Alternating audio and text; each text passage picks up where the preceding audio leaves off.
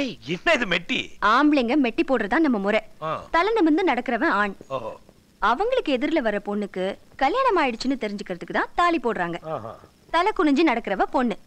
அவளுக்கு எதிரில வர ஆணுக்கு கல்யாணம் ஆயிடுச்சு, அவனை வேற எந்த எண்ணத்தையும் பார்க்க கூடாதுங்கிறதுக்காக போடுறதுதான் மெட்டி. என்ன பொறுத்த வரைக்கும் உங்களை யாருமே தப்பா பார்க்க கூடாது. இந்த மெட்டியை நீங்க எப்பவும் கட்டக்கூடாது, சரியா? ஆமா, கல்யாணத்துக்கு வந்தாங்கல்ல உங்க தங்கச்சி, அவங்க எப்ப முள்ளக்காட்டுக்கு போவாங்க? அவ எப்பவும் இங்கதான் இருப்பா. அண்ணே, புள்ளை தூக்கிட்டு போலான்னு வந்தேன். ஏமா நல்லா தூங்கிட்டு இருக்கா, இங்கே இருக்கட்டும். பரவாயில்ல, கொடுங்கண்ணே. ஏனுங்க, எங்க அப்பா எல்லா பிசினஸையும் திருநெல்வேலியில இருந்து தூத்துக்குடிக்கு ஷிஃப்ட் பண்ண போறாங்களாம்.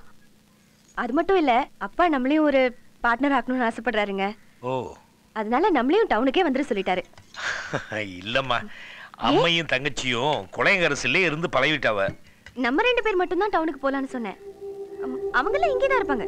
அம்மையும் தங்கச்சி இங்க விட்டுட்டு நாம போய் அங்க என்ன பண்ண போறோம்? பிறகு இந்த வீட்டுக்குள்ளே உங்க அம்மைக்கும் தங்கச்சிக்கும் நான் ஊழியம் பண்ணிக்கிட்டே கிடக்கணுமோ? என்னாச்சு உனக்கு? ஏன் இப்படி பேசுற? நான் இப்ப என்ன தப்பா பேசிட்டேன்? முதல்ல நீ அமைதியா பேசு. நான் எதுக்கு அமைதியா பேசணும்? சத்தம் போடாதன்னு சொல்றேன்ல.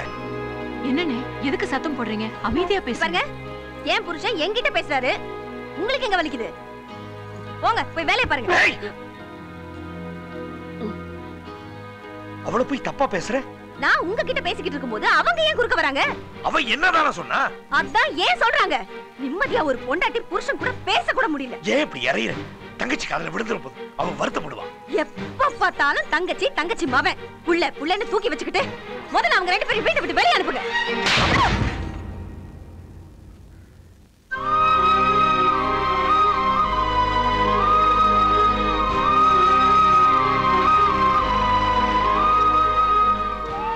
என்னம்மா, எங்க போற நீ? அண்ணே, நான் ஊருக்கு போறேன். உன்னை பிள்ளையோட தனியா தவிக்க விட்டுட்டு நான் சந்தோஷமா இருந்துருவேனா? என்னால உங்க நிம்மதி குறைஞ்சிட்டு இருக்கேன். அம்மா, நீ என் கூட இருந்தாதான் எனக்கு நிம்மதி. உன் வாழ்க்கை இப்படி ஆயி போச்சேன்னு நான் நெதோ மருகிட்டு இருக்கேன். நீயும் என்ன விட்டுட்டு போயிட்டா? இல்ல, நான் போல. நீங்க போய் முதல்ல அண்ணையை கூப்பிட்டுட்டு வாங்க.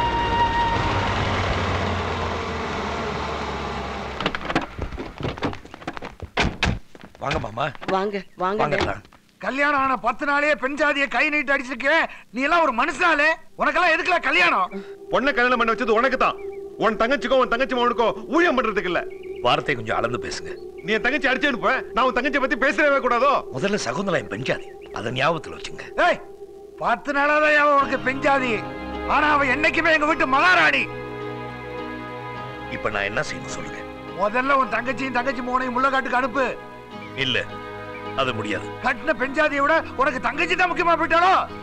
2 முண்டச்சிங்களை பக்கத்துல வச்சு தாலி கட்டும் போதே நினைச்சவன் இந்த கல்யாணம் விளங்க. விளத்துற என் அம்மா என் தங்கச்சி பத்தி பேச வேலை வச்சுக்கிடாது. சகுந்தலா எனக்கு ஒரு கண்ணுனா என் தங்கச்சி இன்னொரு கண்ணு. என்னல மூச்சுக்கு மூச்சு தங்கச்சி தங்கச்சிங்கிற? பாசத்துல பெண் ஜாதிக்கு பதிலா தங்கச்சி கூட படுத்துறியோ?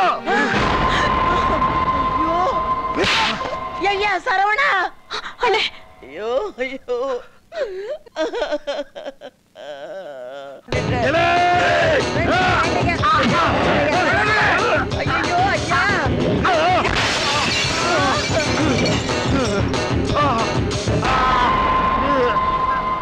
இங்க என்ன நடந்ததுன்னு தெரியாம அப்பாவையும் அண்ணனையும் அடிச்ச கோவத்துல உன் மாம வரதட்சணை கேட்டு கொடுமைப்படுத்தினான்னு சகுந்தலா கேஸ் கொடுத்துட்டா.